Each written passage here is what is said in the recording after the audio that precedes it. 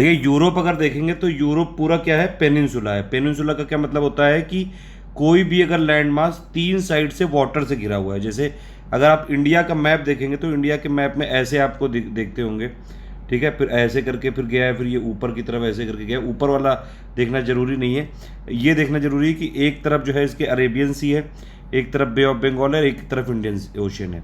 तो इसलिए 3 तरफ से पानी से घिरा हुआ है, इसीलिए इसको बोलते हैं डेक्कन पेनिनसुला या फिर जो है डेक्कन का प्रायद्वीप, ठीक है।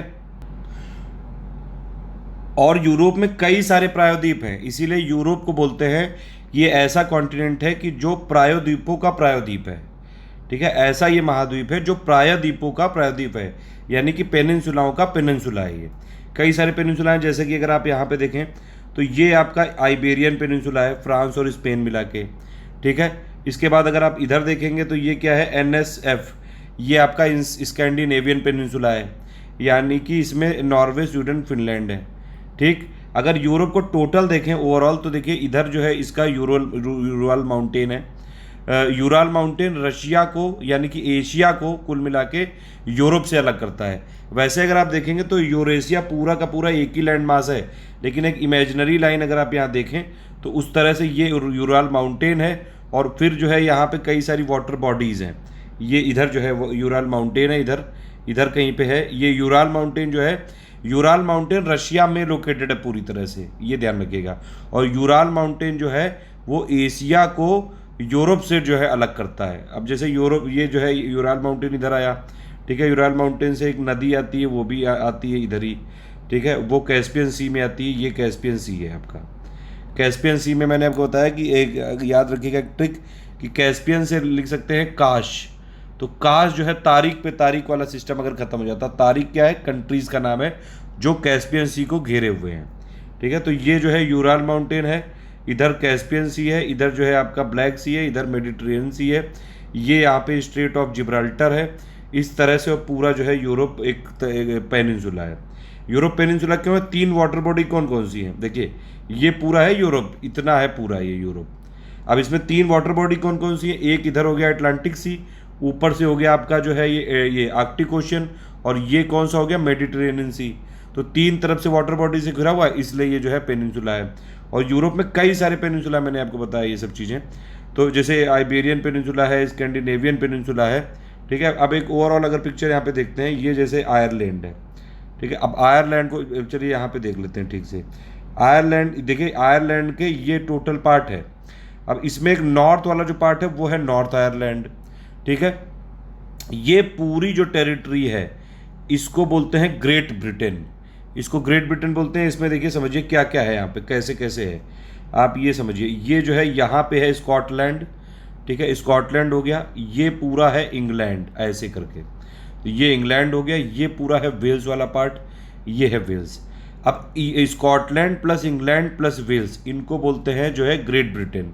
अगर आप इसमें नॉर्थ आयरलैंड मिला दो तो ये क्या हो जाएगा, ये इससे हो जाएगा यूनाइट, तो इसको बोलेंगे यूनाइटेड किंगडम, ठीक है। ये हमेशा कंफ्यूजन याद रखिएगा, ये बहुत कंफ्यूजन होता है। तो आयरलैंड के 2 पार्ट हैं, ये आयरलैंड है, इसकी राजधानी डबलिन है। इसका जो नॉर्थ वाला पार्ट है अगर आप जो है ग्रेट ब्रिटेन से मिला दोगे तो बन जाएगा यूके। यूके मतलब यूनाइटेड किंगडम।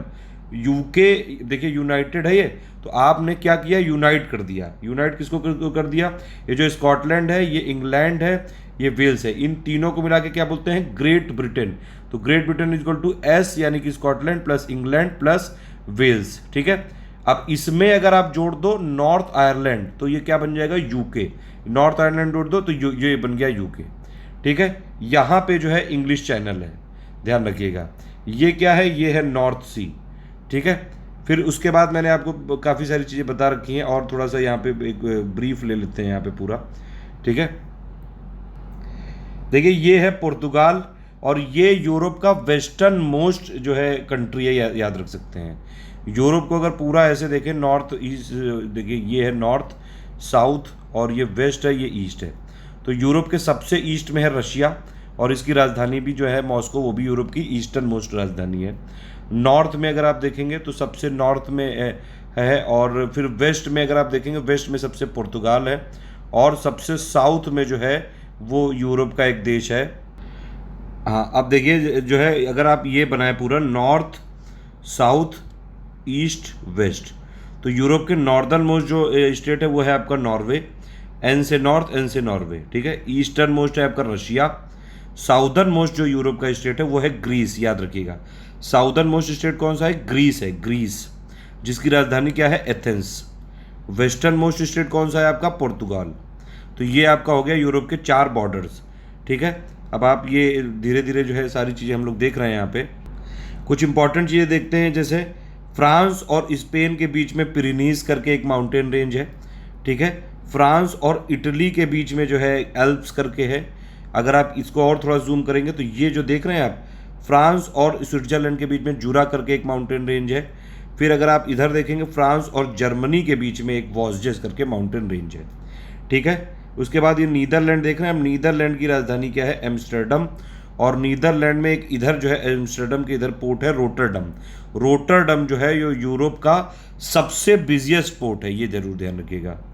फिर अगर आप यूरोप के एकदम नॉर्थ में चले जाएं तो ये जो है जैसे रशिया से जो लगा हुआ पार्ट है ये, इसमें ये देख रहे हैं आप, ये भी एक पेनिनसुला है, ठीक है।